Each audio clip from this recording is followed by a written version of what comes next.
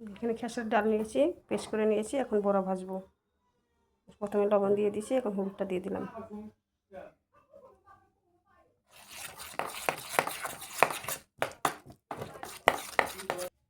আমি এখানে আগেই তেল গরম বসিয়ে দিয়েছি। এখন ডালগুলো দিয়ে দেবো, ডালের বড়াগুলো দিয়ে দেবো।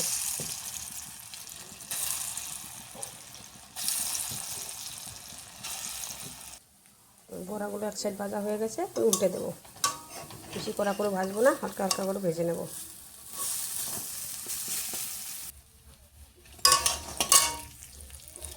বড়াগুলো আমার ভাজা হয়ে গেছে, পুরোপুরি ভাজা হয়ে গেছে, নামিয়ে নেবো এখন।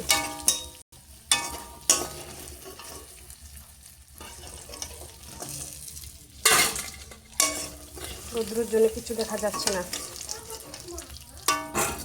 বাকিগুলো ভেজে নেব।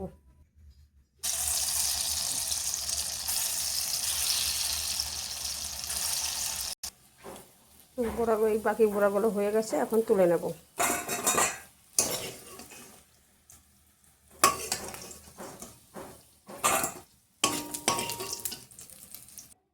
বড়া ভাজা হয়ে গেছে, এখন তরকারিটা বসিয়ে দেবো। এখানে নিয়েছি আমি 3টে আলু, 3টে মাঝারি সাইজের আলু নিয়েছি, একটা টমেটো নিয়েছি, আর কাঁচা লঙ্কা নিয়েছি। আজকে কাঁচা লঙ্কার তরকারি করব।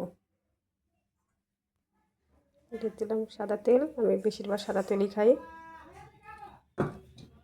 দিয়ে দিলাম গোটা জিরে,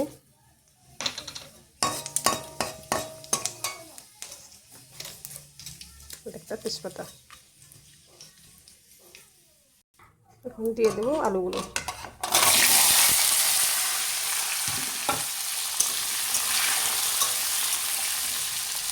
দিয়ে দেবো লবণ আর হলুদ।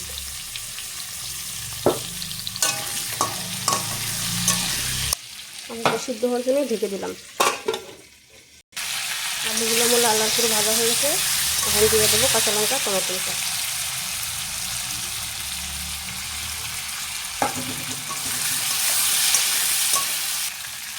আলু টমেটোটা ভাজা হয়ে গেছে, এখন দিয়ে দেবো 1 চামচ জিরে গুঁড়ো। ছোটো চামচের 1 চামচ দিয়েছি, বেশি দেবো না। যে গরম পড়েছে, যে রোদ্রু খুব রোদ্রু উঠেছে।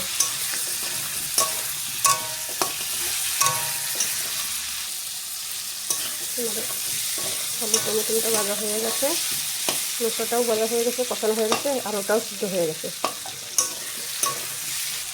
দিয়ে দেবো এখন জল।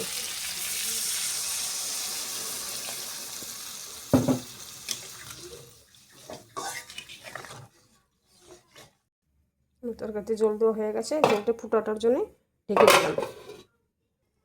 আমার তরকারির ঝোলটা ফুটে উঠেছে, এখন বড়াগুলো দিয়ে দেবো।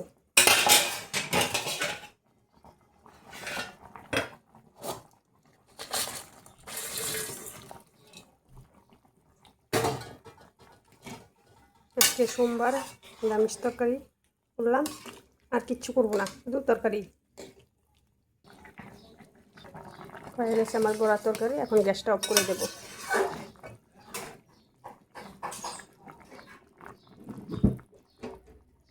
এখন তরকারিটা ঢেলে নেব। বড়ার তরকারিটা এখানে ঢেলে নিয়েছি, হালকা পাতলা করে বড়ার তরকারি করেছি। কীরকম হয়েছে অবশ্যই তোমরা কমেন্ট করে জানাবে।